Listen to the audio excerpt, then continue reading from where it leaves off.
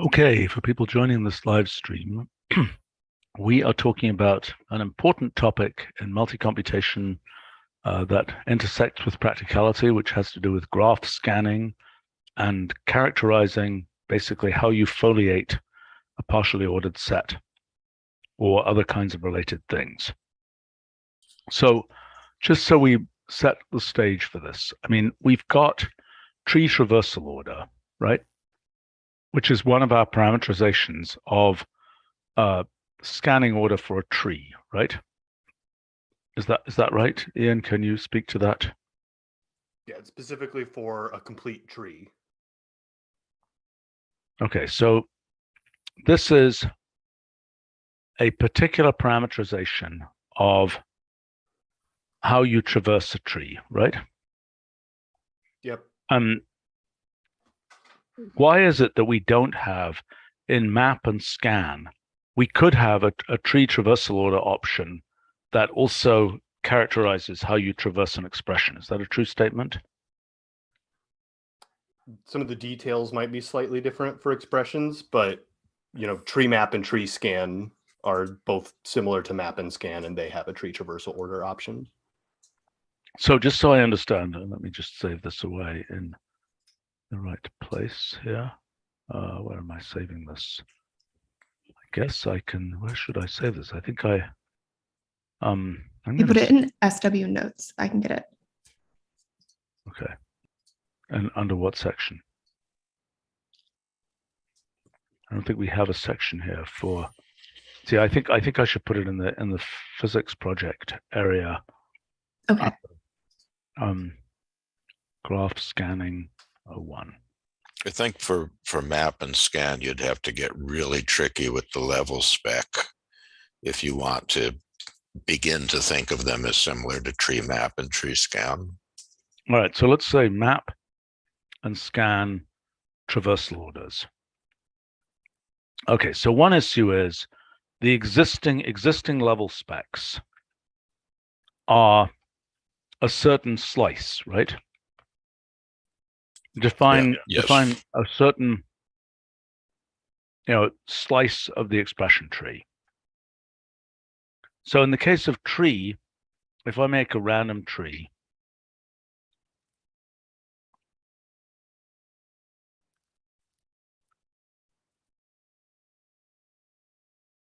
it's a bit of a big tree. Okay, now how would I illustrate on this tree levels 2 through 4? Ian. Do tree map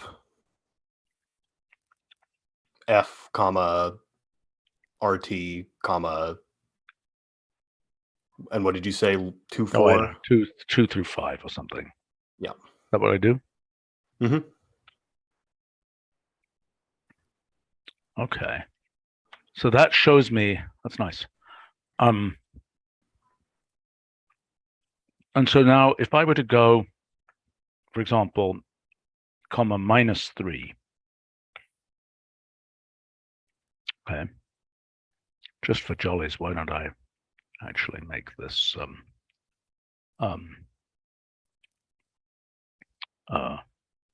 let's say unframed of hash background arrow red, just so we can see it better. Okay, fine.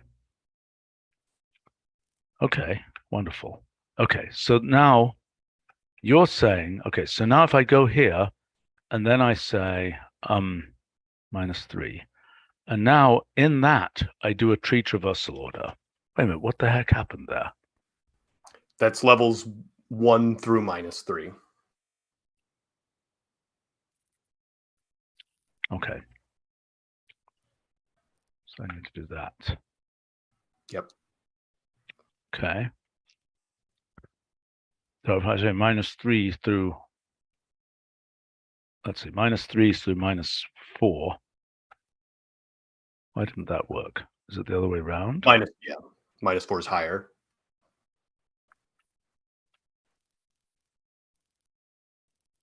I don't quite understand this. This is, why is that one? Why does it not light up that one? It's at a much higher level because one of its branches is really deep.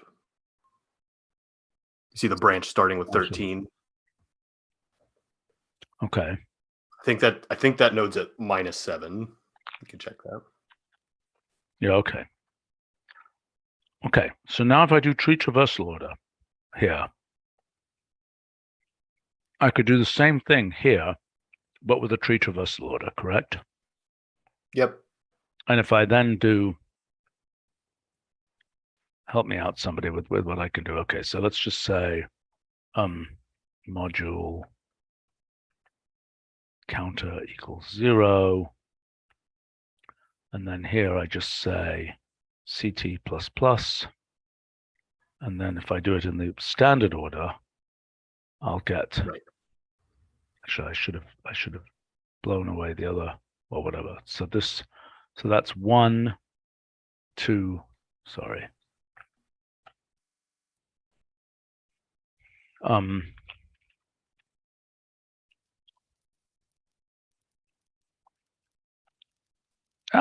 Very bad.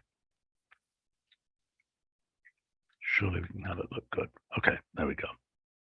All right, 1, 2. Okay, all right. So now let's change the tree traversal order.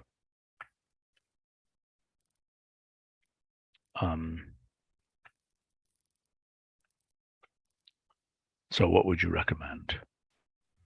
Start with breadth first.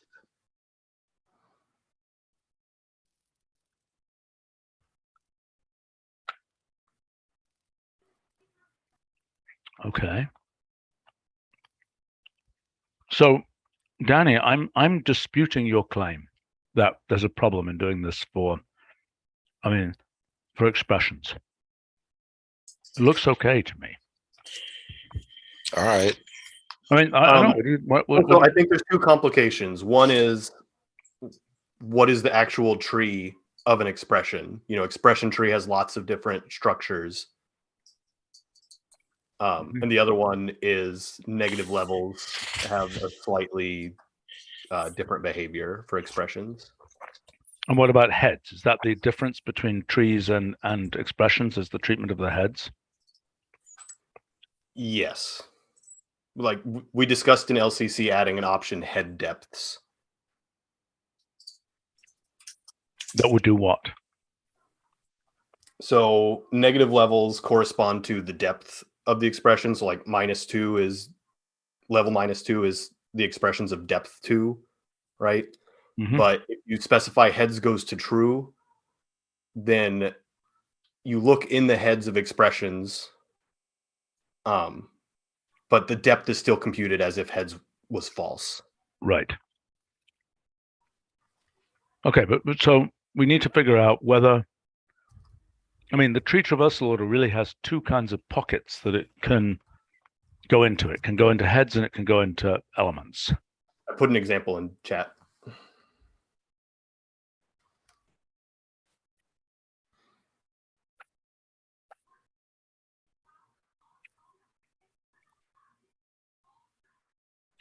And now if you do expression tree of that expression, the f of x of y,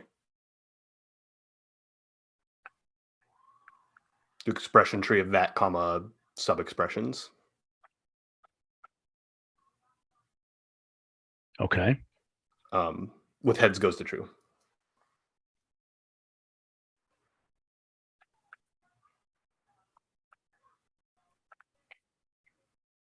So you see that f of x, y is at level -3 in the tree.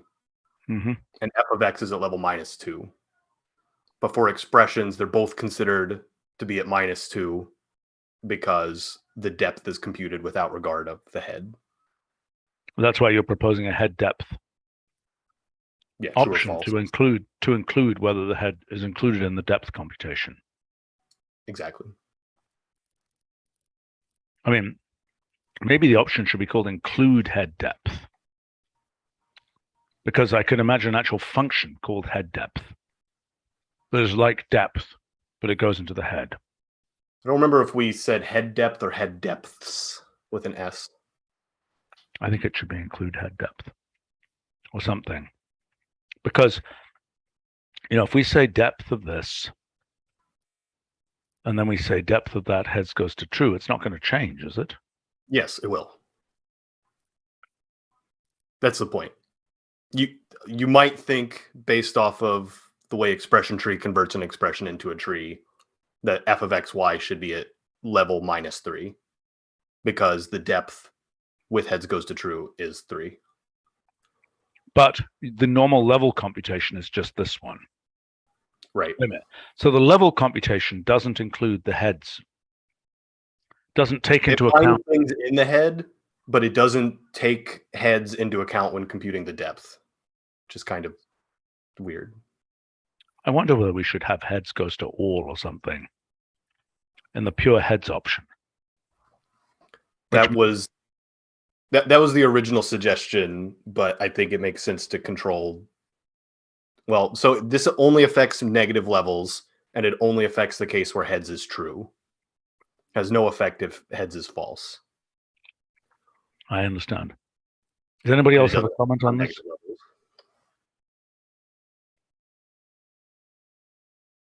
Well, let's move on then. Okay, so I'm beginning to wonder whether it should be heads goes to all again.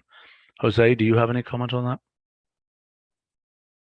that? No, both suggestions seem fine to me.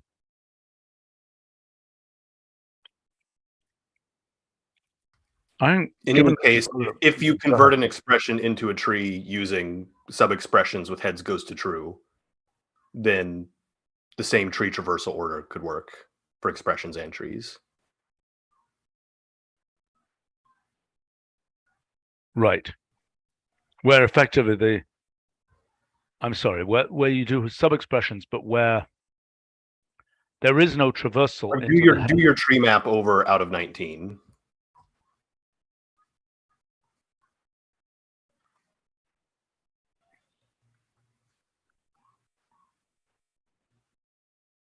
Maybe do highlighted instead of F.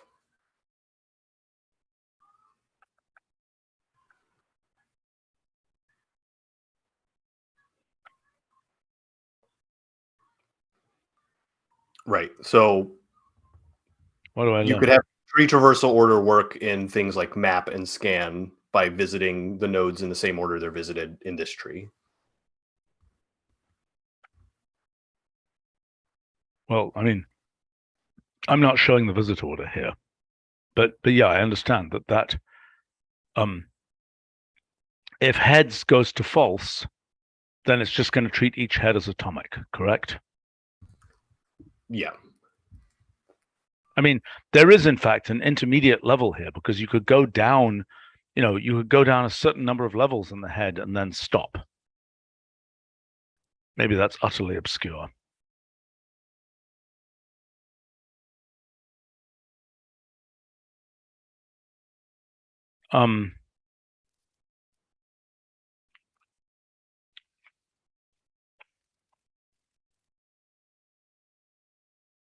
Okay.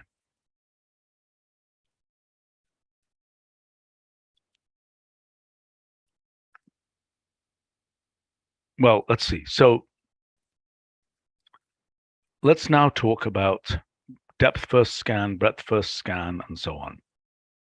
Okay. Depth first scan, how does it relate to trees? Do you understand my question? So it's more general because it works for arbitrary graphs. And Okay. I think Charles would have to speak to that. But ultimately, isn't it basically tree scan with traversal or order arrow breadth first? Depth first, you mean? Or depth first, right? I mean, I guess it has all these different events and frontiers and stuff like that. But basically, Yeah, all and of that it has is to trivial backtrack in a and tree. counter loops.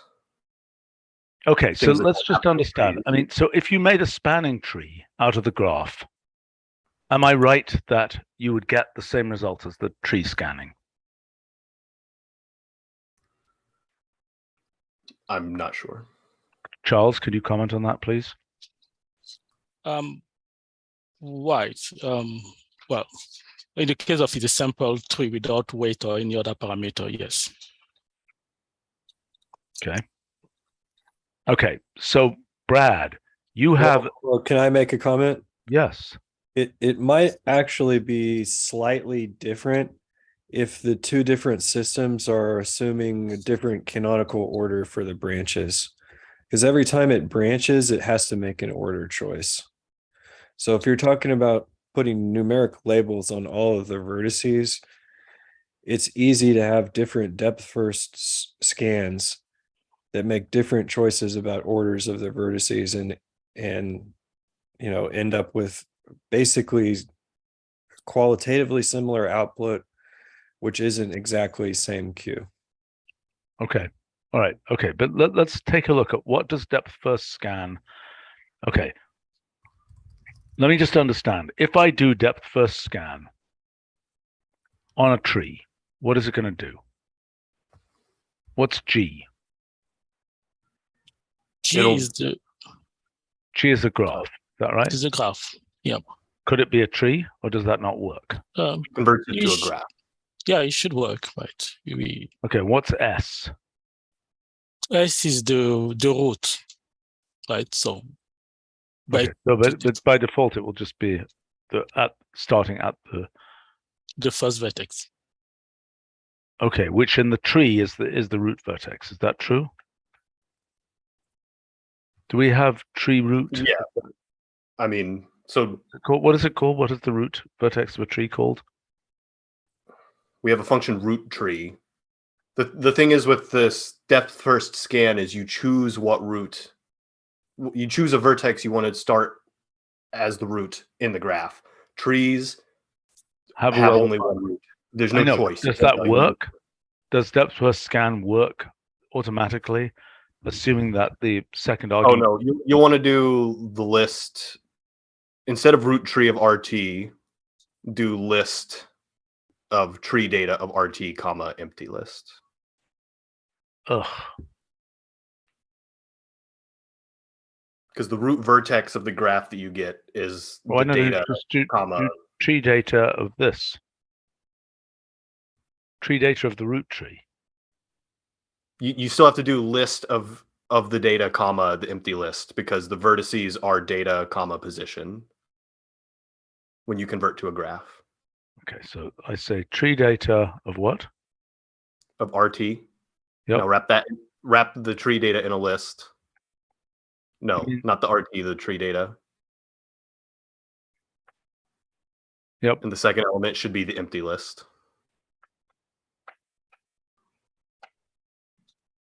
All right, what the heck is that?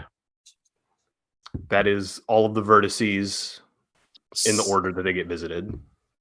Or no, in principle, right, you can describe a tree based on the predecessor, right? So what we return there is the list of predecessor based on the vertex list. So for example, if you look at the design for tree graph, right, one of the specifications is that you can give the predecessor of every vertex, and then we can reconstruct the tree. Or, I mean, in our case, we call it parent, right? You can reconstruct the tree from that. Hold on. The analog of this thing here would be the function level. That's the analog for map, right?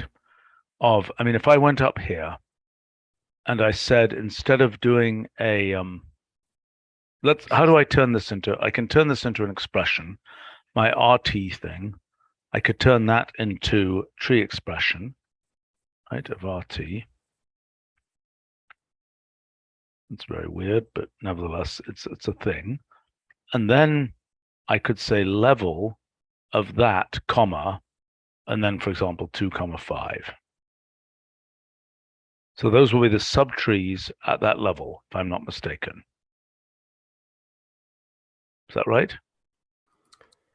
no, so you have to use the second argument sub-expressions in order for the level specs to line up between expressions and trees. The default structure aligns. So where I have to say tree expression of this, comma, sub-expressions? Yes. Yes. Mm-hmm. And probably with heads goes to true. What's that? Missing head absent. By default, heads is false, so it doesn't know what to use as the head. That is the expression where the levels line up with the tree levels. Why are most numbers missing from here? RT has all the numbers in it, from 1 to whatever it was, 40 or something. Right. The data of inner nodes is not used. This is just the leaves. Oh, I see. The atoms in an expression are the leaves. All of the inner nodes are just formed by construct on subtrees. So they get discarded when you convert back to an expression. Okay, but then this thing that if I didn't use sub-expressions, then what would I get here? You'll get something where the position specs line up, but you won't get something where the level specs line up. I don't understand this at all. So, but if I don't have heads, and you'll want to do heads goes to false for that one, I think. But this contains every number. Mm-hmm. I don't understand what it is, though.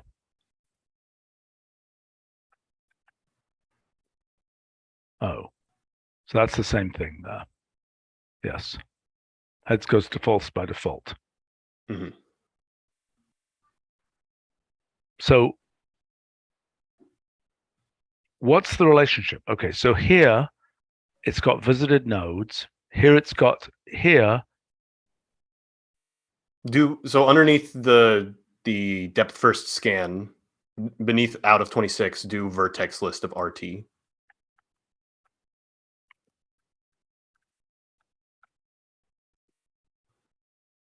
Right. So you interpret the output of out of 26 as being that 2, empty list is the predecessor of 28, list 1. And it's also the predecessor of 25, list 2. What? Wait a minute. Wait. Is the information? Go ahead. What are you saying? I'm now totally confused. Right. So the result from, so you have the vertexes of RT, right? So the result from depth first scan, right? For every, I mean, based on the indices of the output, right? So you see 2, empty list. His parent in the resulting tree will be 28,1 list. So the result essentially gives the So if I thread these two things together, you're saying that I would get something.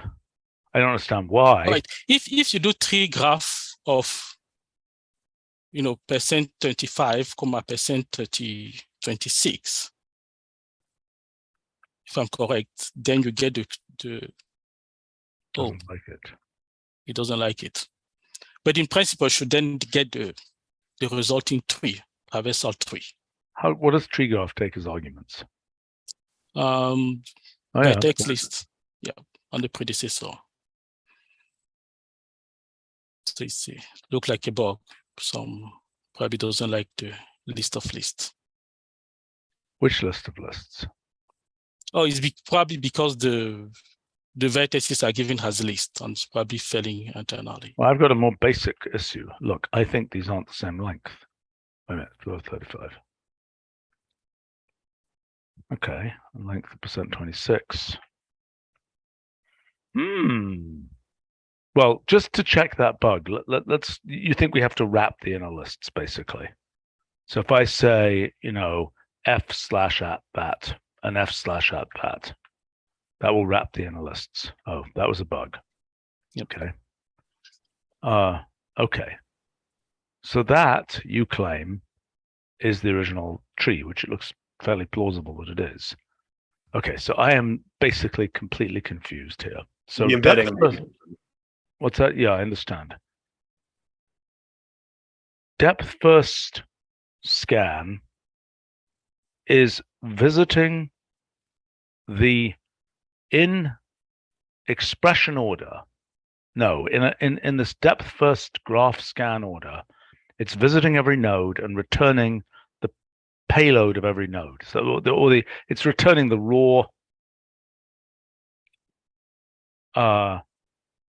That's what's at each. Returning the predecessor of every vertex. The parent, yeah, the predecessor of the tree. Why is that what depth first scan returns? So depth first scan in principle, right, could return the tree. from the scan, right? Instead of returning the tree, we are Yes. returning the list of the predecessor because it's uniquely defined the tree. But when you've reached a node, why isn't it just returning the contents of that node? Why isn't that the result of the scan? Oh, from a graph perspective, there was per se nothing in the node, right? We just have a node. From the Fine, tree but why not object now. just return the name of the node? I mean, so in the depth first scan, you got to that node there. That's probably the first node you visit. Why aren't you just returning the content of that first node? Oh, No, right. that would probably be the second node. No, so what you're asking is what we call visitor function, is what we call discover vertices, where then you can put the callback, we then return those. So the function by itself, depth first scan, the function by itself, right, return predecessor, which in most of the case, people actually don't want the output, but they want the actual event when you traverse the graph, right? What do you discover? What happened? But the predecessor is not what happened. I mean, what happened, what I would expect you wanted was, what nodes did I visit in what order by doing this depth first scan? Rather than the predecessors of the nodes, which I don't understand the point of at all. And I agree. I And think the point is that you is can reconstruct the tree from the predecessor list. right, and I agree. That's one of the things with that graph programming or this function with depth first is that is too general, and is what you're actually asking is the specific case where you do depth first scan of your graph, comma, discover vertex goes to a function, and the callback function will give you the vertex, its parent, as well as the depth. Oh, for God's freaking sake. Okay, all right, okay, here we go. So when vertex U is discovered from visited vertex V at distance D from the start vertex. So vertex U is the vertex you just got to, and Right, vertex V is the predecessor.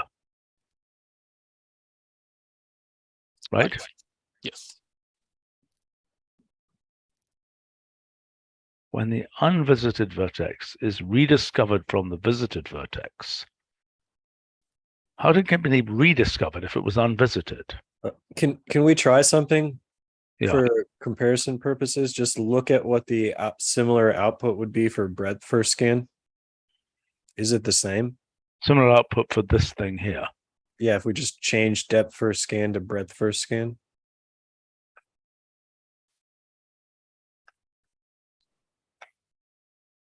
Looks So very similar to me. I'm guessing it's exactly the same if the definition is fixing it to the vertex list. The vertex list of RT is not going to change. Oops, what did I do? 35. No, it's 26.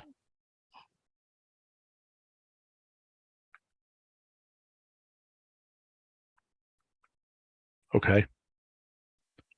Yeah, so that to me is a little bit strange that the output of breadth first scan is the same as the output of depth first scan. Yeah, why the order's not different is what you're saying.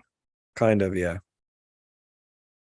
I understand what Charles is saying about the definition, but The also output is the tree. The tree doesn't change, right? From a graph perspective, it doesn't really matter that the order you flip or something is the same tree, right? If you have a tree, you do a breadth first scan or you do a depth first scan.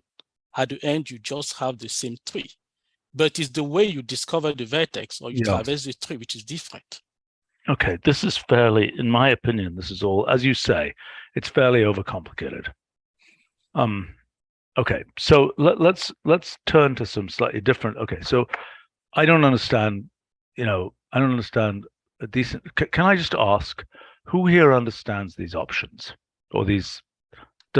Brad, do you understand these options? well, I was able to use the examples section to get some of the functionality out of it, but I probably wouldn't just start reading all of those details to try and figure it out from. Wait, look at this example. What do you mean? Look at how few examples there are. No, Stephen. Go to breadth first scan. Something is, I noticed that yesterday. Something happened to the documentation build.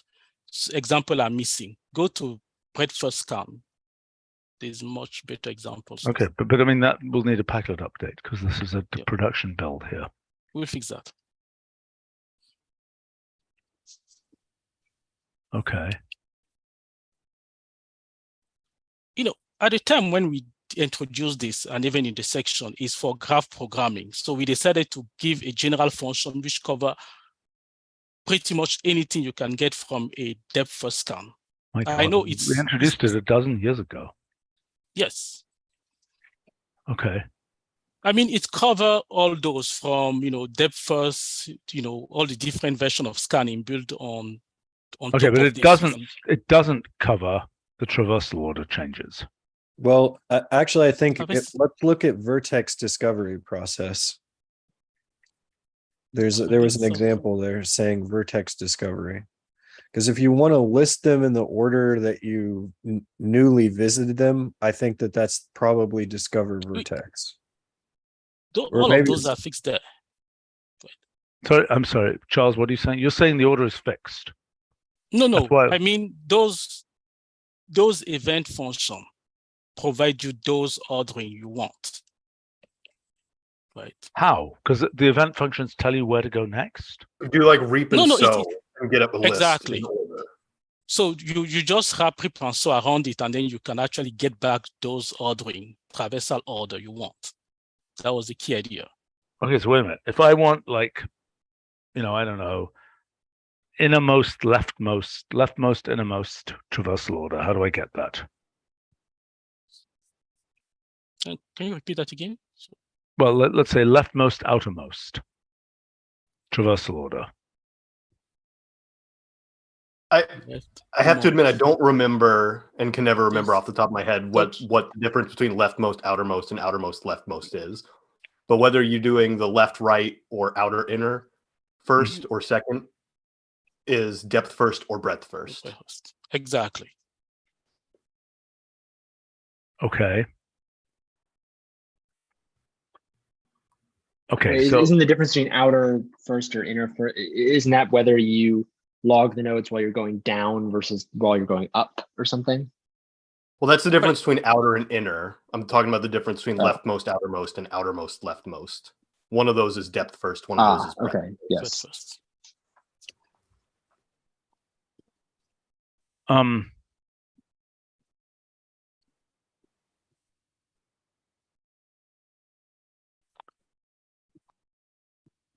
Sorry, say that again. I'm sorry. I got distracted by something. So could you say that again?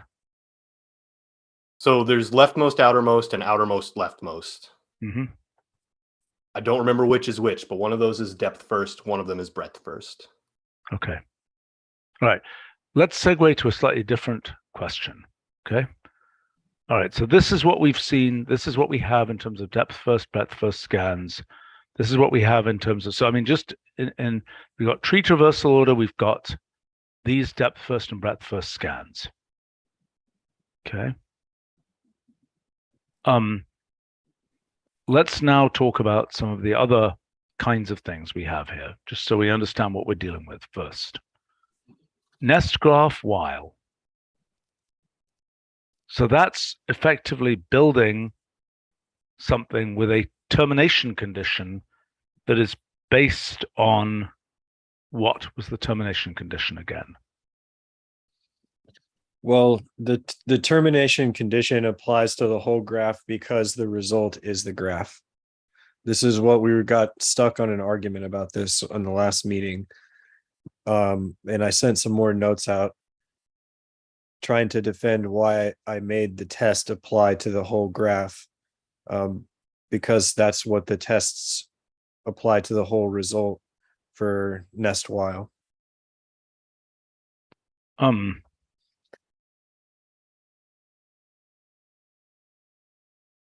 There's basically a tautological form that defines what the test is for nest while, and I tried to use the same tautological form to define the test for nest while graph. What do you mean? So in the case of nest while, Well, like, yeah.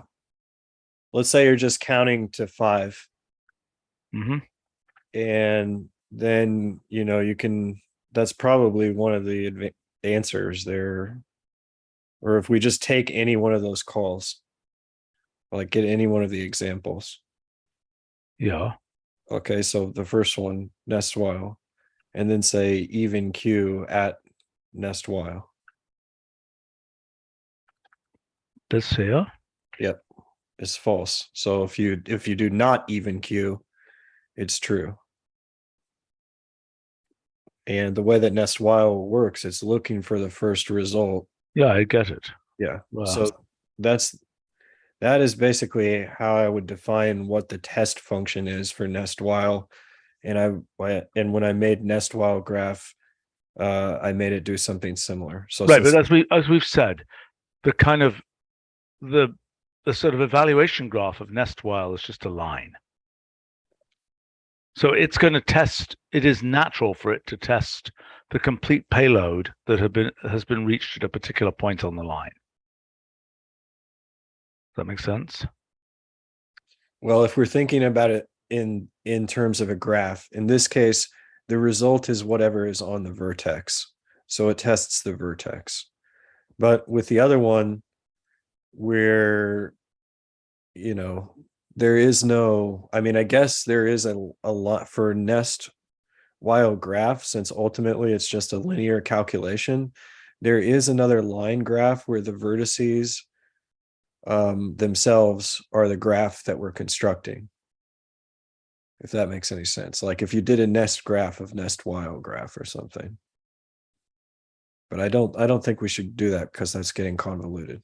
Wait a minute. You've got nest graph while, which is different from nest while graph. No, I don't know what nest graph while is. I think that may have been a joke actually from the last meeting. Wait a second. It was a semi joke. I mean, it was a joke in the sense that the name is a joke, because I think it would be way too confusing to have. Right. So the question is But the whether it point was tests that the whole both- graph. Yeah. Right. Both concepts, I think, make sense.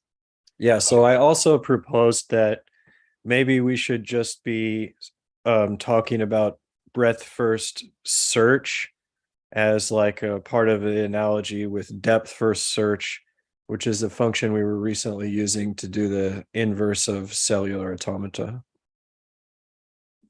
Okay. But let's okay. We have not hit the ground, so to speak, here. We're still floating down. So nest while graph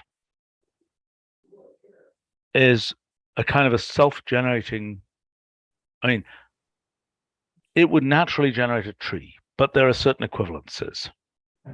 Well, yeah, it can generate a tree or it can generate a graph. Or it can generate a directed graph. Conceptually, it makes it, the path it takes is a spanning tree, but then there's some graph that it gets out by merging things. Yes. And that merging function, so maybe Nick can comment here about how multi-way graph relates to all of this. Oh yeah, exactly. Multi-way graph is just generating function and then performing some equivalence. It's exactly the same thing. Right. So just nest graph is the same as multi-way graph. Nest while graph is just you have not an explicit number of steps, but the condition.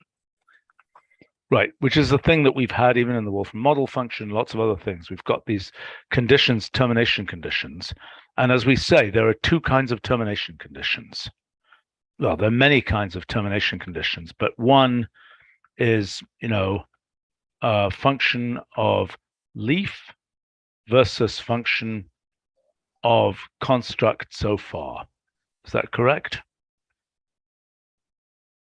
You can test the pure leaf, that's nest while graph, so to speak. You can test the graph made so far, which is nest graph while. Yeah, well, there is also maybe a third possibility for testing the front. I think, well, testing the whole front. If we're doing and that makes sense for things like nest graph or multi-way graph, because when they're doing as they evaluate, they're doing it kind of breadth first, so they're creating a front. If they were doing it depth first, then they wouldn't be creating tentacles instead of as you said last time, tentacles instead of calculating a front. But Right. the I think tentacle, I think, is a branch. Right. There are two broad categories of things you can test, right? I mean, they're basically dependent on when you run the test, right? You can either do a whole bunch of updates. You run the iterating function many times, and then you run the test whether to determine whether or not you should stop everything, or it's you run it on each branch and determine whether you're stopping that branch. But there are different things that you can ask for. So I mean, I have to imagine that if you're doing sort of the local version, the so-called nest while graph, then one thing you might want to be able to get is the path back to the root, or the seed or whatever you want to call it. In addition to being able to just get what's the current state at this point.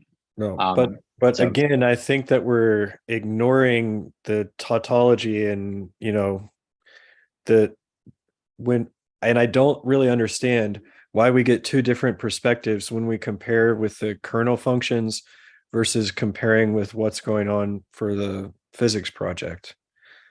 Because the tautology should just be enough to understand what the definition of nest while graph is and why it evaluates the condition on the entire construct so far. Okay, look, hold on a second. In multi-way graph, and Nick, maybe you have things to say about the recreated version of multi-way graph.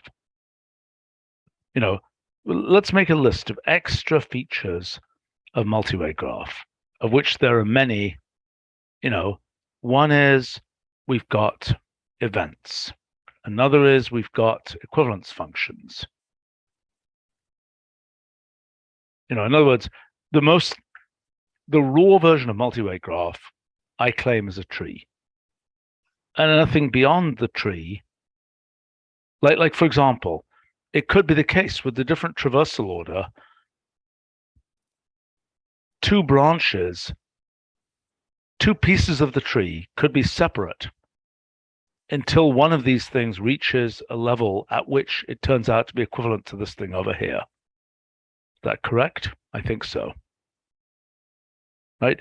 Even what has merged depends on the traversal order and how far you take it. Am I correct? Nick, am I correct about that? What do you mean? You want to define equivalence function that depends on where you at? No. I'm saying that if you were creating this tree, okay? Mhm. And the question is, does this branch on this side join up with a branch on this side or not? Right? This node here stands alone until it turns out that this node down here is equivalent to that node there, so that those nodes should be merged. Do you see what I'm saying? Yeah. But you don't know there's anything to merge with this node. You don't know this whole branch merges back over here until you've gone a certain distance on the left branch. See what I'm saying? Yes, I do.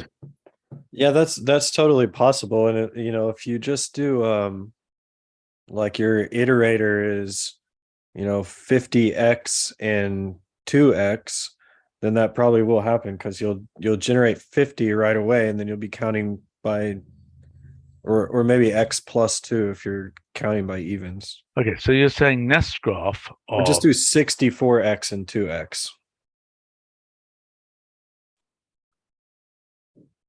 Yeah, you have to do powers of 2. Okay. So let's say I'm not going to do as much as that. I'm going to do 16. Okay. Yeah, let me do a little bit more. Okay, so what we're saying is there, it all looks hunky-dory. It's just a grid. But as we go further, it's gonna loop back because something was able to be joined up that wasn't joined up before. Mm-hmm. Yep. Right? Yeah. Okay. So, but which of these we get, whether we see this or not, Okay, in this case, we've kind of got a cosmological rest frame type evolution, a breadth first like evolution, if I'm not mistaken. But we could equally well, as we explore nest graph, have a depth first like evolution. In this particular case, that would go infinitely on this branch before starting to come back to the other pieces of it. Does that make sense? Right. That's what nest tree does, by the way. Does what? It goes all the way down the left branch until it terminates and then goes back up. What Right. function was that? Nest tree.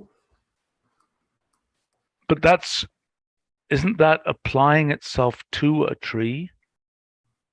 No. I mean, Yes. yeah, you can apply it to a tree, just like you can do nest graph to a graph. You see the last usage message, you can apply it to any expression and it constructs a tree. Just like what you're doing here, you applied nest graph to 1 and it produced a Okay, graph. so let me understand this. So if I do the same thing here, nest tree, with this thing here, does it have a count? Yep.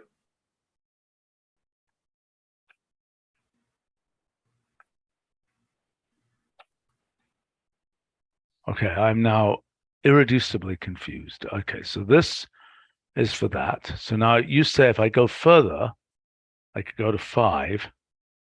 Well, I'm saying the traversal order that nest tree uses is depth first. It will keep constructing the leftmost branch until it terminates. Until it gets to the 5 thing. It could terminate earlier. Yeah, I understand that. Why didn't this merge the identical nodes? Because that's not what it does. It's because it's just making a structural tree. Right. I mean, there are no identical nodes. Because the nodes also There's contain. just 2 different subtrees that happen to have the same data. Yeah, I understand. But because a tree records its position information in the nodes are not considered identical. They could be considered identical. I mean, they're like symbolic expressions. No, I understand. You But know, if it wasn't for the fact that they store their location, they could be considered identical. It's only that, yeah, okay, their payloads are the same. Yes. Like those And 2 payloads are the same. Stored, What's that? There's no positions being stored. Yeah, I get it. But I mean, these payloads are the same, which is why here, these things have these joined up parallelogram things. Right. Right? Yeah, but I guess with the trees, I think of the nodes, each node has a unique path back to the origin. And that's definitely not true for the graph. For sure. Okay. Okay, so I'm sorry, I want to keep going for, what does fold graph do? Sorry, I put another example in chat. I think is relevant.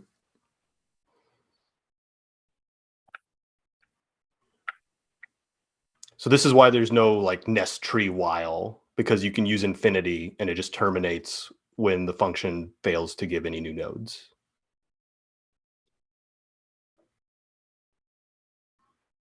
How does it know the function doesn't have inner state that will cause it to sort of keep going beyond this? It's assuming like nest graph doesn't know that, assumes. right? Like it could just go forever and hit recursion limit if there was some weird state thing that changed its behavior. No, but how does it know? Okay, wait a minute.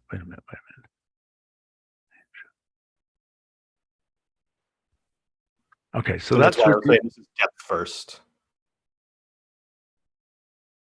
Okay, so at every step, this has 1 fewer. Yeah, what is the termination condition? Returns a empty list, is that it? Yeah, empty list or none. If it returns none, it gives a leaf. Right, so the empty list. What about nothing? What can it return nothing? No, I No. don't think so. I mean, what this is doing here is the ones are saying there are no new nodes here. Their successors, their successor You list, apply the function, you get range of 0, which is the empty list. yeah. Right, which means there are no new nodes. Once you're at this point here, there are no new nodes below that. Mm-hmm. Okay, Couldn't we also do that for next graph? that it could go to infinity. Yeah. Why not? Yeah, when there are no new nodes that are available. Or when, more to the point, when the generated node from a given node. Right, but it doesn't do that right now, right? So if I were to do this, if I were to say hash goes to range of hash minus 1, right? In, let's go nest graph here, say,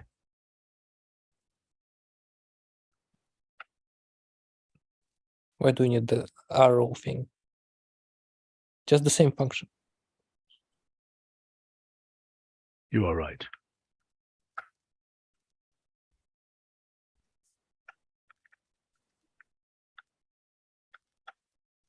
Okay, but this nest graph has merged identical nodes, right? Whereas the nest tree does not merge identical nodes, merge value identical nodes. But if you put infinity for 6, does it hang? It doesn't do anything, just complains. Well, try.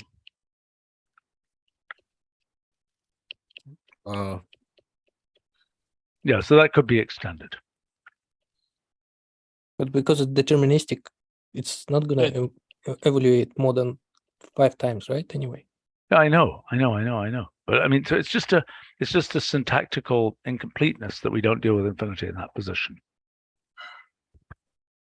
Charles, do you agree with that statement?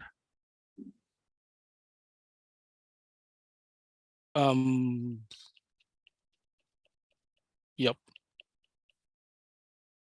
Okay.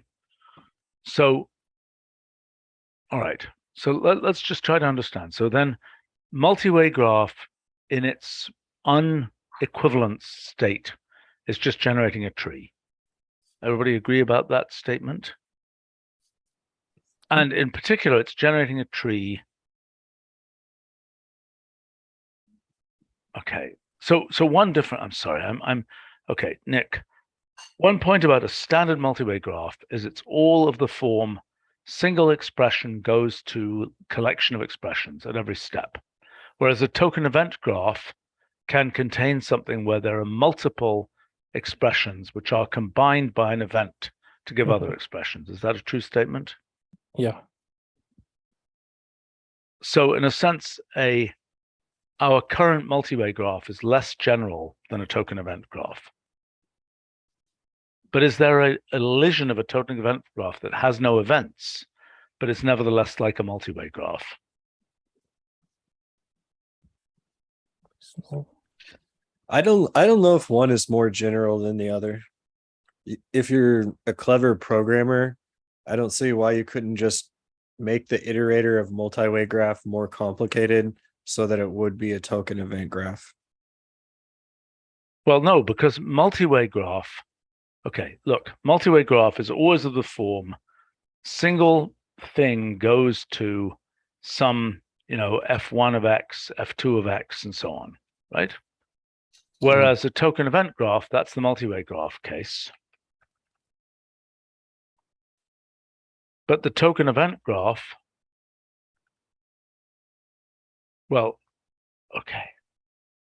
it's multi-input. So Multi-graph is single input, multi-output function. Token event graph is multi-input, multi-output function. It's more general. And Yeah. how do you match this multi-input can be of any kind. If you have a thing like a state, then this multi-input can be extracted from it as a subset or as a tuple or something else. Okay, but you're saying, well, wait a second, because normally that would be the LHS is an extracted subset of the complete state. Is that a fair statement? Yeah. It's usually a tuple, not a subset, I think, by default. It doesn't matter. Yeah, so can multi-way graph check the result generated so far?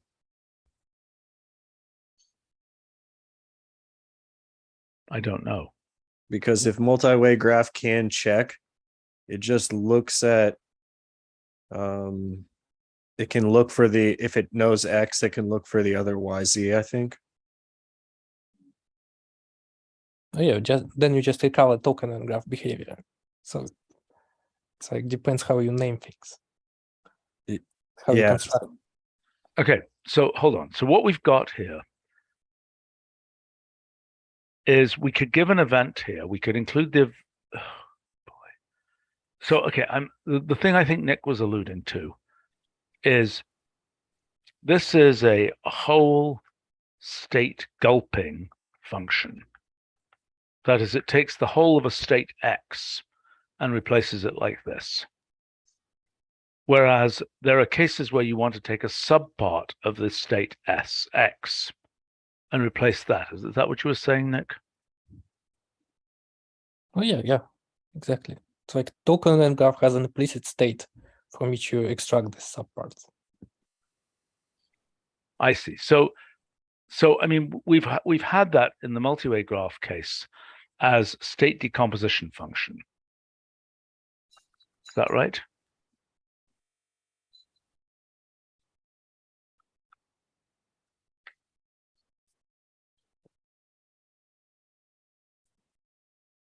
Okay, look, state, what the heck? State, oh, there's an event decomposition function. What is that? Okay, event selection function is the analog of our tree traversal order, but is a content-based.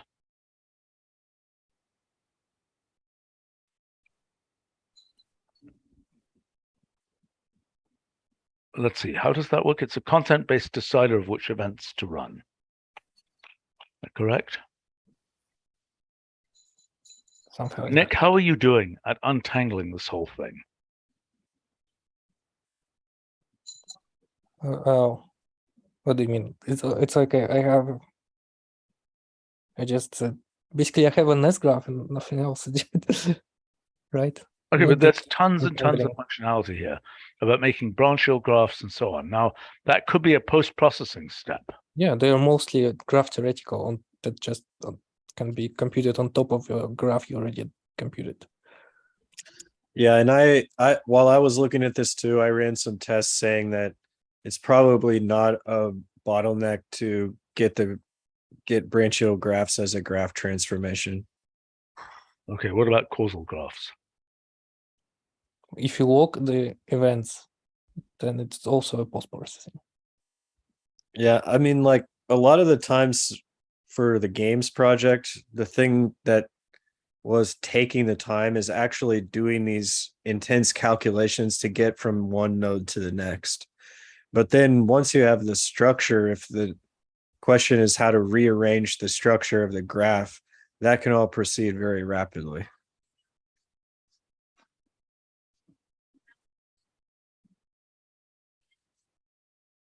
Okay.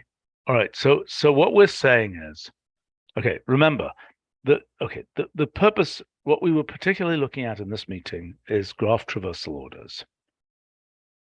Okay, which for the multi-way graph, like all these other graphs, we need to decide which, events basically are you going to run. Which events are you going to run? Now, the order in which you run the events might be relevant for side effects for programming. It's not relevant for these graphs. Am I correct? What's relevant for the graphs is only which events got run. Yeah, does that make sense? Yeah, I guess it's like the global point that you usually care about traversal order not for a constant already pre-computed graph, but actually for when you have a generator. So if you have a generator, that's when the question of how you want to traverse it. Right, but we do care sometimes for pre-generated graphs because we're looking at like different reference frames, different, those are those correspond to, given a graph, it's like the level function in, for expressions, right? Given an expression, extract the things that are in a particular slice of the expression. Am I right? I mean, okay, so we've got extracting slices of graphs and expressions. Yeah, but I think that if the graph is pre-existing, then we can, maybe it's a little bit difficult to figure out all the options, but we can just use depth first scan and breadth first scan. Well, not realistically. I mean, that's neither what we want theoretically nor what we want in practice, because it's unusable. So look, extract slices of existing graphs and expressions. Okay, and the other case is determine how far to go in generating graphs. Now, is there an expression analog of that? That's kind of related to what we've been talking about recursion limiting, right? For expressions, this, you could imagine the recursion limits to be the analog of this type of thing. Did that make sense? Well, when I programmed the depth first search, I also put in an extra parameter saying so that you can stop it from going through 1,000 levels. Yeah, okay, fine. Level. Okay, hold on. So am I right? And Dan is here also. So, I mean, I'm right that this business about how far to go in generating a graph, you could imagine the same thing. Okay. Or trees for that matter, right? You could, okay, look. Yes, it's the same issue. It's the same issue. Okay, so given that you're generating a tree, you could, let's say you're generating a size 1,000 node tree, okay? But you're doing it by some Markov process where you're going down the left branches. It could be the case that you say, I've got a total energy, so to speak, of 1,000. I'm going to, recurse down the left branches. I'm going to recurse back up. And then when I've used up my energy of 1,000, I'm done. The right-hand edge of my tree is not going to be populated because I ran out of energy. Does that make sense to people? Yep. Yeah. So I think it's the same issue again in generating a tree. So I think we've got, again, the story is, what's that? Well, the energy could be like, how many leaves did we find? If there's how many leaves did we generate? Because we're generating leaves here. Right. How many leaves did we generate? Yeah, and exactly. Depth first search, I think will already pretty much do that. Maybe so. Maybe so. But similarly for recursion limiting, Dan, I mean, what you're doing right now is you're limiting purely by, in other words, if you have a sub-expression and you're going to hit the recursion limit, that's purely based on the stack depth in one piece of the recursion. Am I correct? I think you may be on mute. I'm sorry. What's that? Were you asking me? I was asking you, yes. Oh, I got confused. Were you listening, or should I have. Right. You're going what we're down. talking about here is generating graphs or trees and deciding when have you can generate them going down a certain number of levels in the tree where you kind of are chopping the tree to make a topiary or something. You're with a flat topped topiary. Am I making sense? Or yeah. Or you could go down, as I think the evaluator normally does, to make a depth first topiary where it's got a big, a big branch reaching up into the sky on the left. And, then it goes down and reaches further. But if it hit the recursion limit, so, you're just defining with recursion limit, you're just defining a depth limit on how far it can go in the tree construction. Yeah. as opposed to other limits here, as opposed to other ways to trim the topiary, so to speak, Right. which are what we're talking about here. Because we've got a tree traversal order, but we don't have a way of saying after you have generated such and such a number, even with tree traversal order, Ian, once we don't have a way to say use leftmost innermost tree traversal order and keep going until you've got 50 nodes. Right. Yeah. Right. It's kind of like a beam search. Remind me how beam search works again. It's like a breadth first where you're not trying to actually visit everything. At each level, you have like the most promising. a breadth first search where you select which edge you have to traverse. So it's just that simple. Wait, where you select what? So you select the edge you have to visit, right? In a beam search for efficiency, you have a criteria to which edge you have to visit in your tree. Right. So in a graph, you can have from a node several edges, right? So which one to pick? Right, which is very similar to the theorem proving case. This would presumably backtrack and allow you to pick other edges later. Well, I don't know. I'm not sure if beam search does that. No, in principle, no. Okay. And in depth first, you even have that. We have several criteria to select which edge to visit to. So. Okay, look. All right, so. But can't you make a beam search which backtracks too? So that it ultimately has like a, after shining a bunch of different beams, then it covers the whole search space. Then is a breadth first with just a, funky order selection, right? Which edge you visit. So it's a selection. So it's no longer per se being search, but so you have all those variation of breadth first and depth first, right? Yeah. So well, what does branch and bound mean, Charles? Or anybody else? It means that you can prune subtrees based on criteria used in, say, integer linear programming. So you can sometimes discard entire subtrees that you just know won't give you any further improvement. Right. But can you rate them and order them instead of totally discarding them? Well, I mean, one thing that can be done is to put them on an ordered heap so that you only pull out the most promising first, where promising by some criterion, and you can do that, but at some point you want to be able to discard branches entirely, and so that's what the bound part of the branch and bound means. Well, and it's different goal there, right? You are searching for a result where breadth first is traversing. So basically that's why you don't have those bounds. Okay, so look, I also made some notes here of functions. For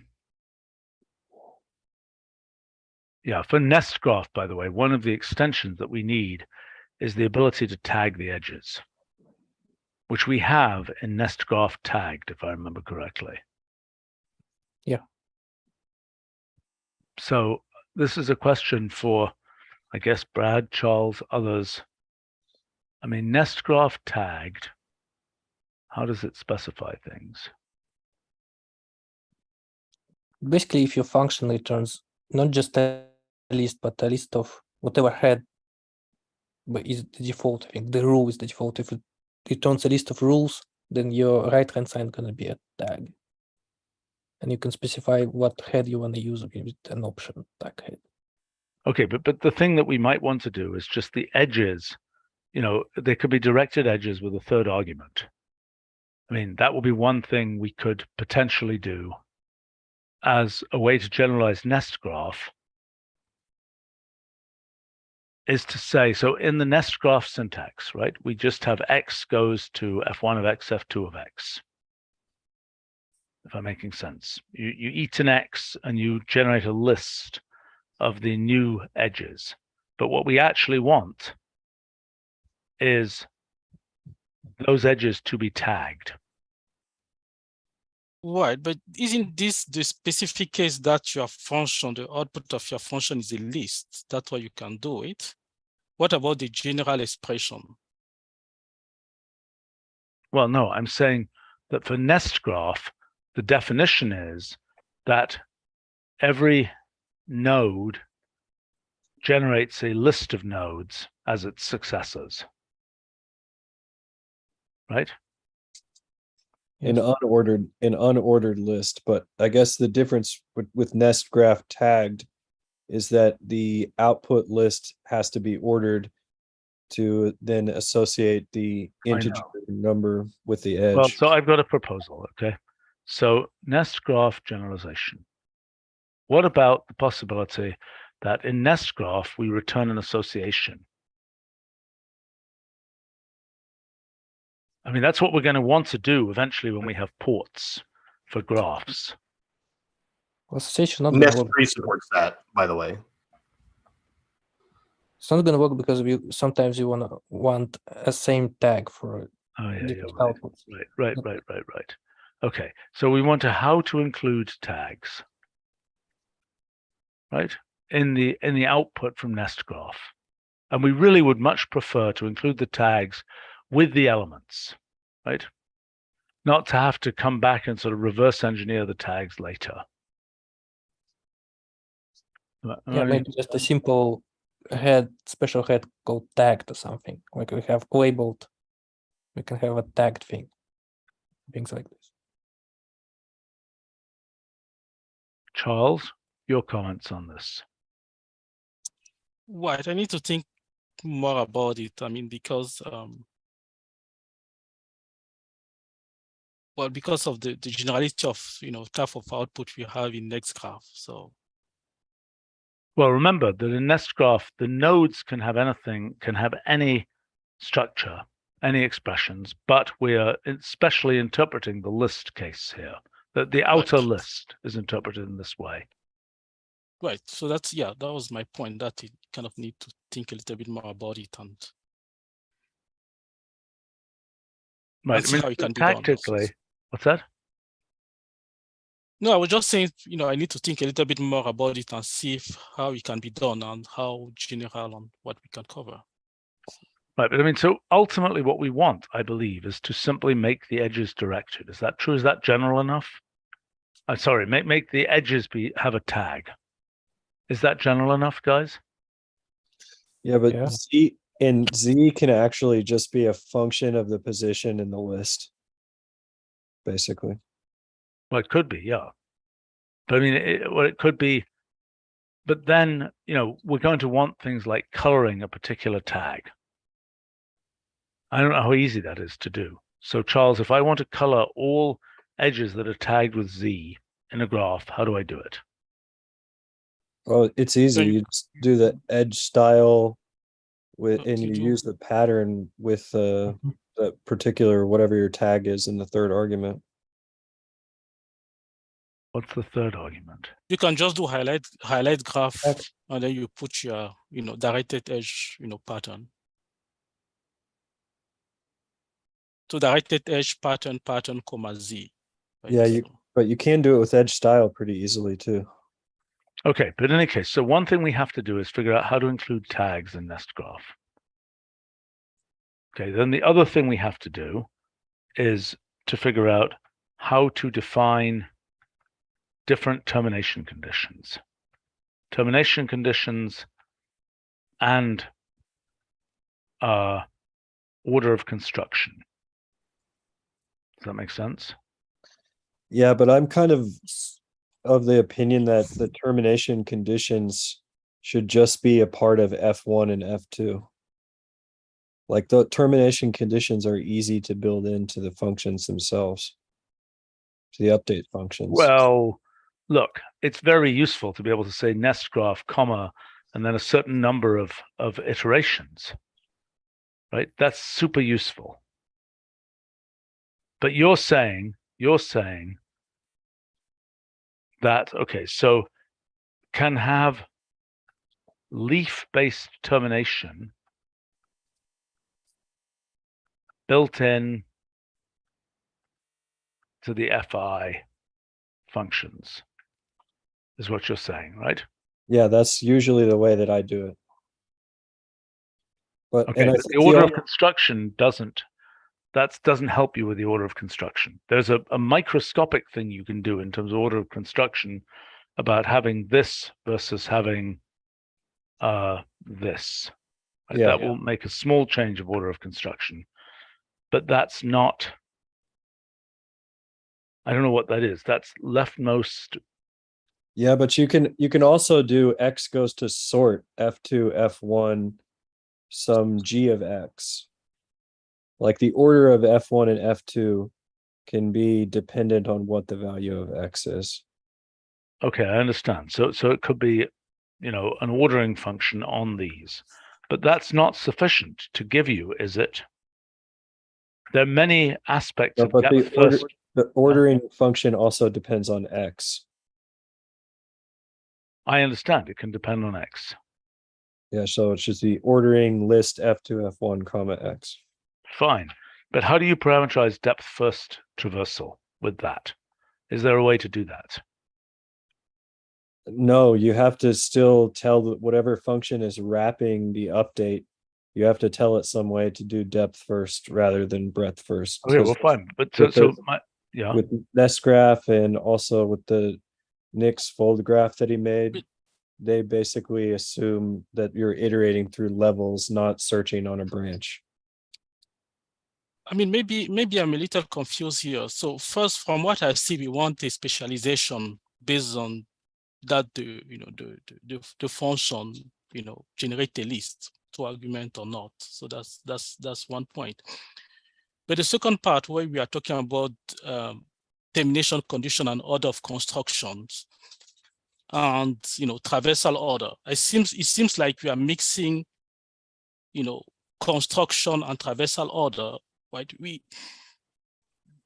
If we define the construction based on a specific, so if we add the order of construction in the specification of the termination condition or any other parameter of the function, we are already implying an implementation or a way the function has to be built,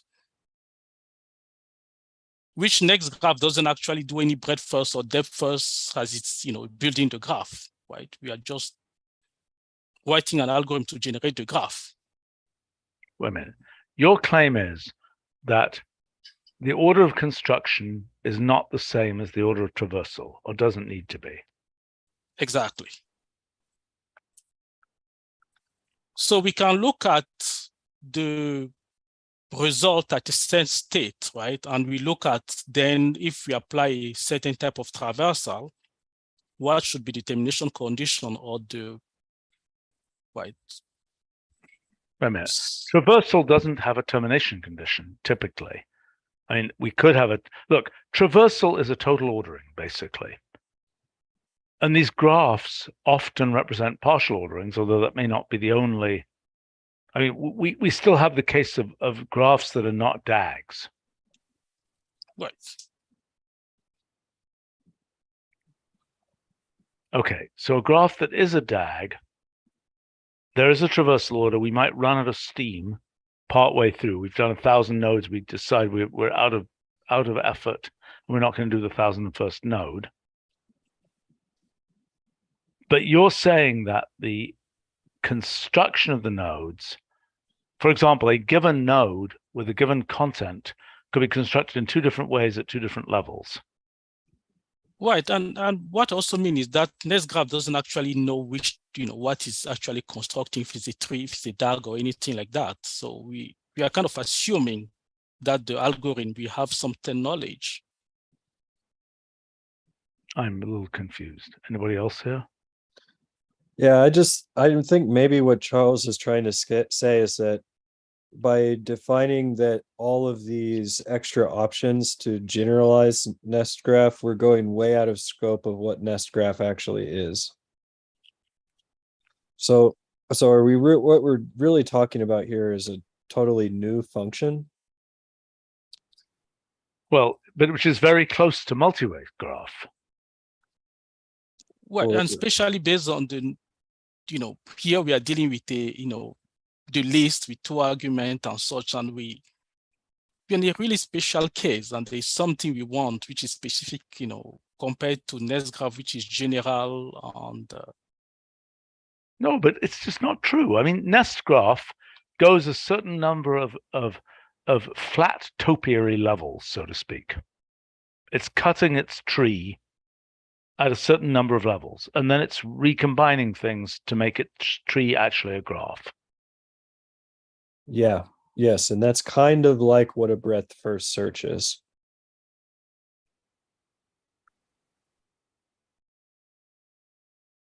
Okay.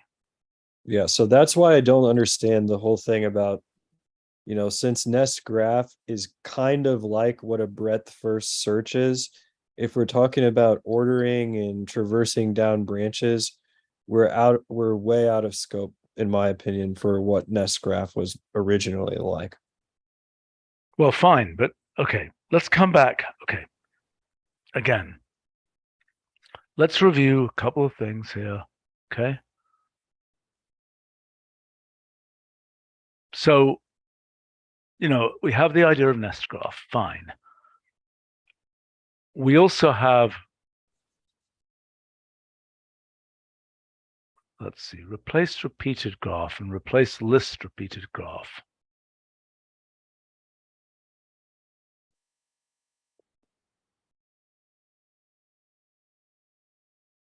Okay, replace repeated itself could have an evaluation traversal order option because,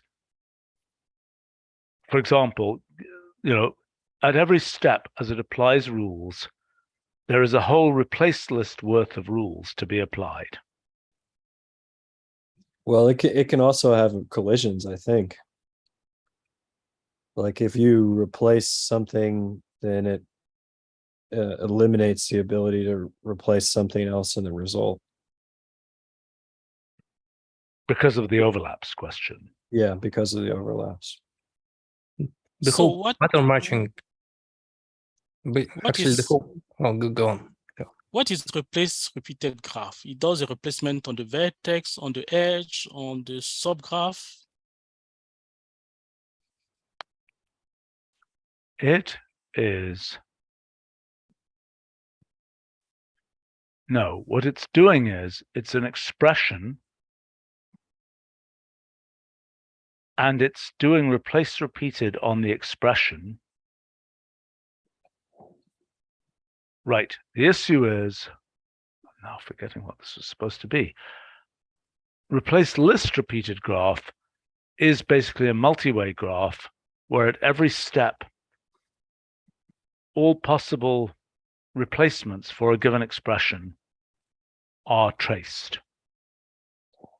See what I'm saying? So the evaluator is a single path through replace list repeated graph.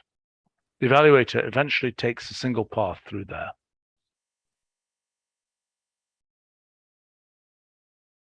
Does that make any sense? I was going to say Yeah. about the pattern matcher actually also it's kind of generated that wants to go both either breadth first or depth first into this pattern matching thing, which is hierarchical and recursive in its nature. Wait a minute. There's two different things. There's which we've seen in the evaluation graphs, in the trace graph, in Ian's trace graph, right? We've seen that there is both tree recursion and reevaluation recursion. Does that make sense? Yeah. Which is basically sort of spatial breadth firsting in some sense, together with essentially temporal depth firsting, if I'm making sense. Here I'm talking about different thing.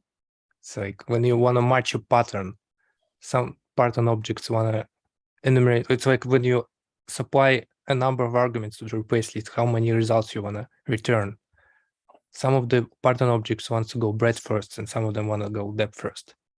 So like alternatives is equivalent to breadth first because you want to just enumerate them one by one. But if you have a sequence, you want to match them in depth first order because you want to match all of them in order to return just one single result. Yes. How does this relate to what one would be doing in like category theory with monoidal categories and so on? Anybody know? Yeah, it's like sequential and it's horizontal and vertical composition. Maybe some kind of span category Yeah. of cost plans, something like that.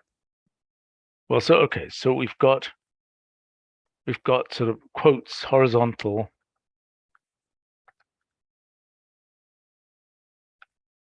and vertical composition.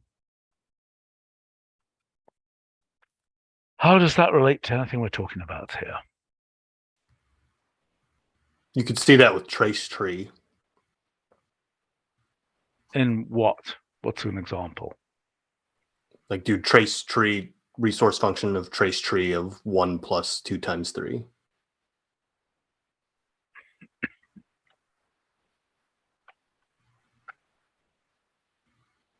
So you have the horizontal is evaluation or reevaluating an expression recursion, and then the vertical is sub-expression recursion. Why is this reevaluation? Wait a minute. How do we get your thing with dotted lines? It's trace graph. But don't we have to give some options to get it to show everything? Trace original goes to true.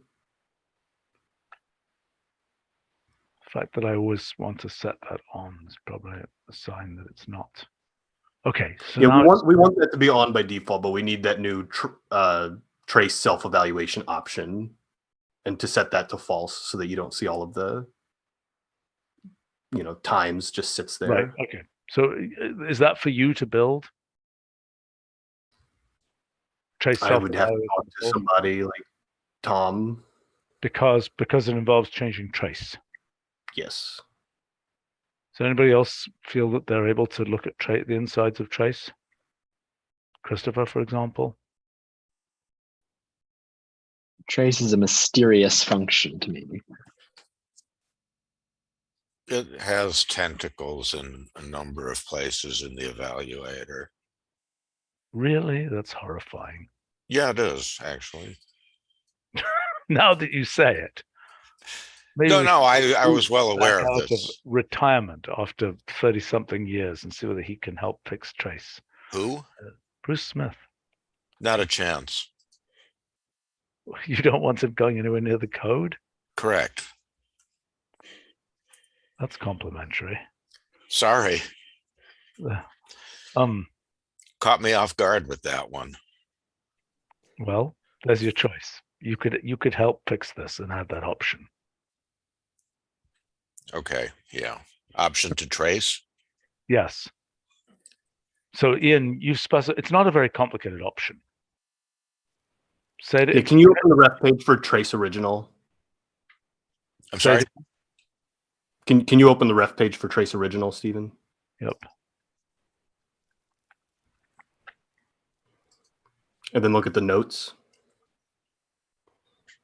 So you see it says with trace original goes to true, forms are compared before and after evaluation, or before evaluation are also tested. But then there's the second clause.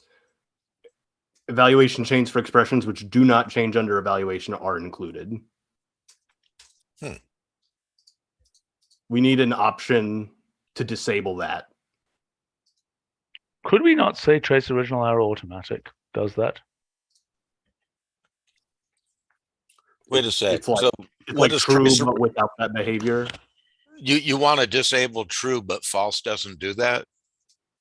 No, I still want to have the form before evaluation, but I don't want to have evaluation chains for expressions which don't change. Let's give an example in here. What's an Like example? the times and the 2 and the 3. I want to get rid of those. So that we have a direct connection here between that 2 times 3 just becomes that 2, 3 there. And Yeah, they then would collapse this whole jazz disappears. Mm-hmm.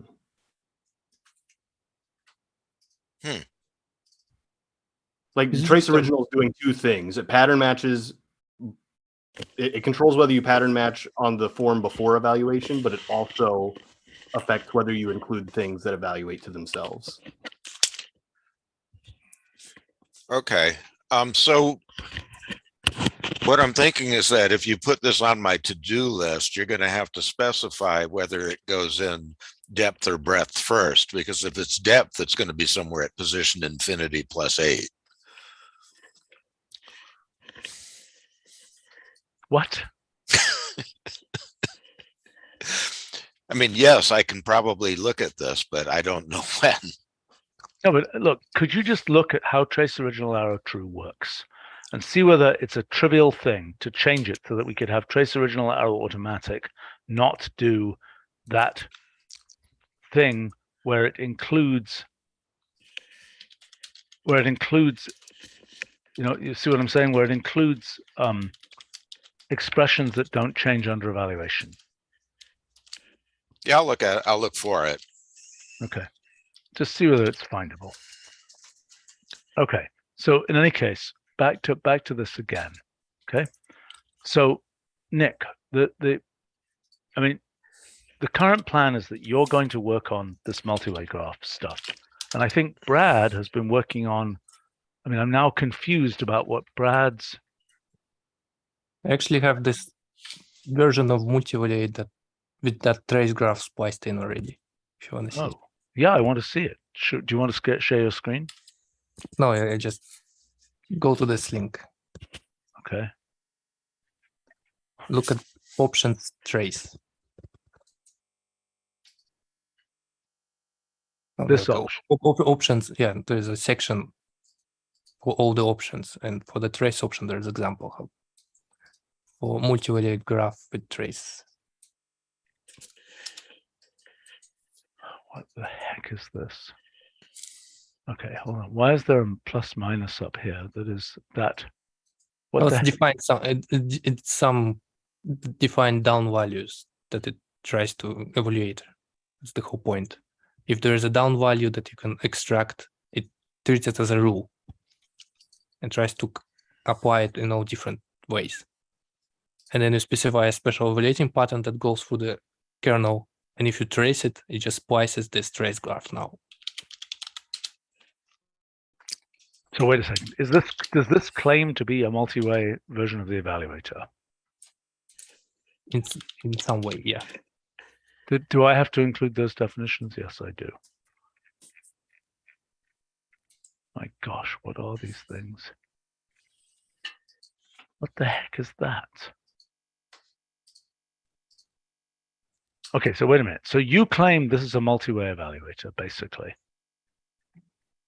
Yeah, it's like if you usual arrow is just applying a down value or up value, and other edges is just extracted from the trace graph with the same styles.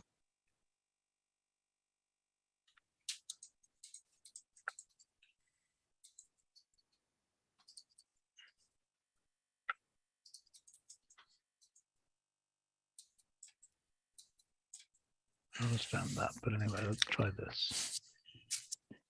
Okay. Okay, so what on earth is going on? So how do so this is plus. So the edge tags just shows you the position of what actually has been evaluated. Okay, so where does the evaluator go? It's a single path in this thing? I mean, this thing is causal invariant, confluent, whatever you want to call it. So it's always going to get one answer, correct? Yeah. Right. So this is a multi-way evaluation, which always ends up in one answer, but it could be faster and slower ways to get to that answer. So for example, if I were to do a factorial or a Fibonacci or something here, let's say a Fibonacci, but we know that there are non-trivially different evaluation orders. Yeah, I think I have some example of Fibonacci there. In scope, maybe. In the scope section.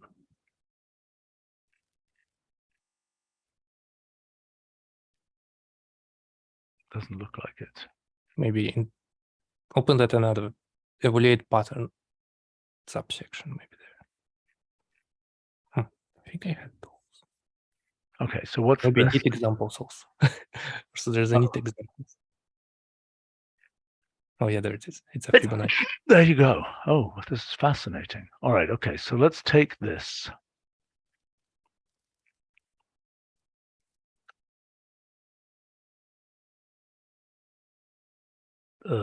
That's a, oh, I see. This is just a personal function anyway. Okay. So now what you are showing here is the multi-way version of Fibonacci evaluation, correct? Right. Including the fact that there's an equivalence function, which means that, so the single way evaluation is some, so again, there's confluence here. It's always giving the same answer. Yep. Wow, this is really neat. Can I try f of 4 here? What do I have to do? Like 9 or something there? No, it's probably, It's enough, I think. oh my gosh.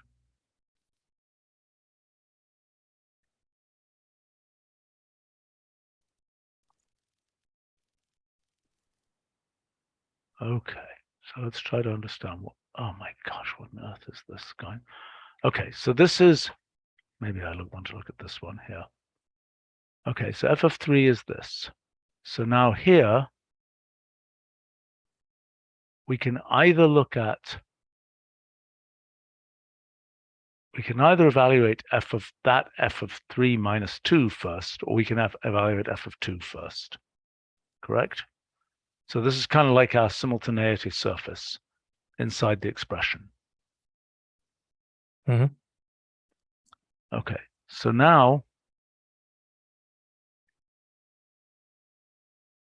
it's the same thing here, except that in this case, those converge to the same result. So, okay, so the evaluator goes where? Evaluator probably goes outer left I know, path. I over don't here. think it quite does because it's because of the sorting order here. Maybe. But let's assume. So in this particular case, every path from the root to the destination is of the same length. Am I right? Well, it's not necessarily. It depends on your actual functions. Well, I know, I realize that. I realize that completely. So I mean, there's an optimal and there's a less optimal way of getting there. So here, is it the case for these? It can't be the case because I know that breadth first. Oh, maybe the addition isn't collapsed here or something, because all of these look to be the same length again. Yeah, it seems to be almost making a hypercube. Yeah. Okay, but so those may be the same length. But in general, what you've got here is what we were asking for before, which is why is this an evaluation graph that doesn't have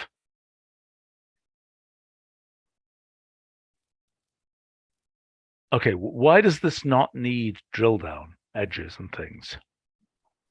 Because it just picks up the whatever sub-expression matches a pattern that you have, or a down value. It just looks at the symbols, and all the symbols, if they're matching down value, it writes it.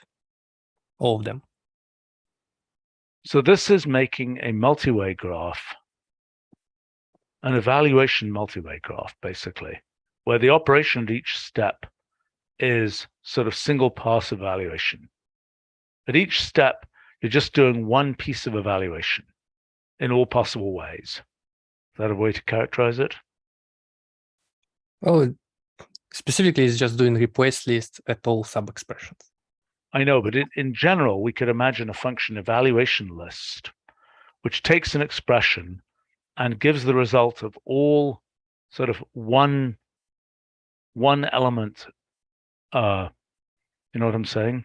One rule application. Something. Yes, but I mean, yes, evaluation list of expression would just give, and so this could say, and so in that evaluation list, there's also the question of where did it make the transformation, right? So each one of these is a single part substitution, I think, where one can characterize which part was changed. Am I making sense? Yep. And then that part was just changed. That represents an event where there's that change. Now, by the way, I mean, in the token event graph formalism, this isn't what's happening. We don't just deal with single part substitution. We can take multiple parts from different places and combine them together. Indeed. Yeah. Okay.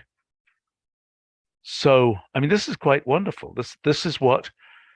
So this is basically, this is a representation of parallel computation.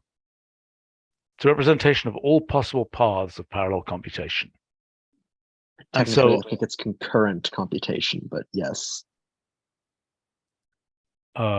what distinction are you making there? This is more of a software engineering distinction, but I mean, it's just usually parallel means it's actually running at the same time on different cores, and concurrent just means that it sort of doesn't care about the order in which it's run. Fair enough. Okay, but so, and in general, right, with a thing like this, there could be a shorter path from, okay, several points. First of all, what is the condition in our system that there is a confluent result? Is that guaranteed by the structure of the pattern matcher if there's a pure pattern transformations? I bet it's not true for all system functions that the results are confluent. In fact, it can't be, because structural operations that involve length and things like that will definitely give different answers depending on the evaluation order. I claim. Wait, you mean, sure, if the evaluator didn't follow the normal evaluation order, then yes, the system functions would break. Yeah. I mean, what we're defining here is something where for some class of functions, we are saying follow all possible evaluation orders. Now, we could just do that as Nick's done it here for replacement rules, which I think is a good idea, right? Rather than trying to hijack down values. So we're defining a bunch of replacement rules, and this is the analog. This is using down values. As a rules. Yeah, but I claim a better way to set this function up will be this thing that I was calling replace repeated graph. Or maybe it's replace list repeated graph. I don't know. But this is basically replace repeated would be a single path version of this. But replace repeated graph. Yeah, I mean, replace list generally produces a list, but if you repeat it, then it confluences, it hopefully confluences itself down. Maybe not if there's collisions, though. What kind of collisions? Well, if say that you're just doing replace repeated on a list of numeric symbols, and the patterns overlap at all, then changing the particular pattern could possibly stop it from being confluent in the end. I think it would be okay. It'd be interesting to look for some examples of that. I think it'd be easy to make an example of that. Okay. Like say that your string was 1, 2, 3, and your replacements were looking for 1, 2, and 2, 3. Then depending on what you put on the right-hand side, it's not going to be confluent. We should try it, but not right this second. It's not, okay. But I mean, the basic point here, this seems to me, well, at least with rules, I'm not buying the assignments here. is sort of the fully unrolled version of what we would be doing for theorem proving and lots of things. And then the theorem proving case is you're trying to find a single path here, where every edge is tagged by the replacement rule and the position at which the replacement occurred. Does that make sense, Nick? Yeah, yeah. So that's the proof, basically. So we need sort of a standard way to make this graph with that tagging. And what's interesting here is that Ian, in the way he's set up trees, already has kind of a notion of, I mean, in Ian's case, he's put at the nodes of the tree, he's put the information on what they're, I guess how you get everywhere from the root, which is not what we want here. We want here just the one step. This is what you had to do to that expression. This is what you had to do at what position in that expression to get to this one. Yeah. Yeah. Oh, this graph already contains all this information in the tag. Oh, cool. So if I do this graph and I say edge labels, arrow automatic. Edge tags. What do I say? Edge label goes to edge tag, or just extract edge tags from the graph. So edge tag like this. Yeah.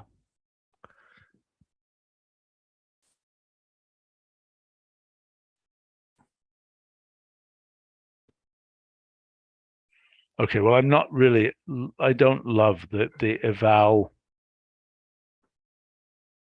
Oh my gosh. Well, eval means it went for evaluator, System evaluated plus. And if you go, add an option trace goes to true, it just splices this trace graph. And trace options also supported. Okay, wait a minute. Trace, what do you do here? You say what? Trace goes to true. Quotes trace goes to true? Yeah.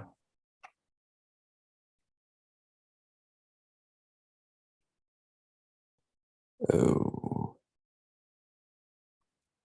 My God. So where it was before eval none, now there's a trace graph. So with all this deconstruction, reconstruction things. We need to look at this some more.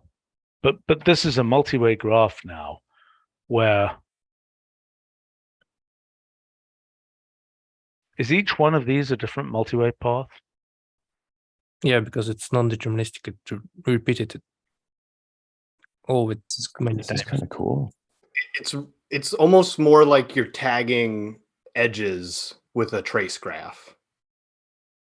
Oh, yes. Kind of, because trace graph has a single sources, a single sink, so it can easily just looked at as an edge. Mm-hmm.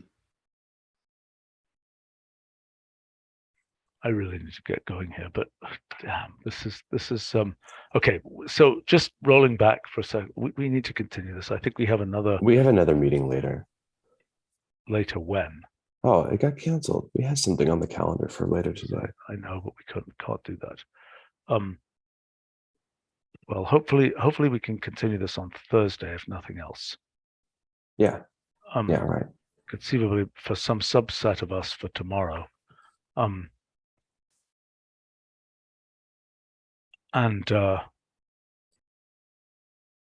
Yeah, I mean, so one branch, he says, of this multi-way is all this stuff and understanding the relation between this and theorem proving, etc. Right?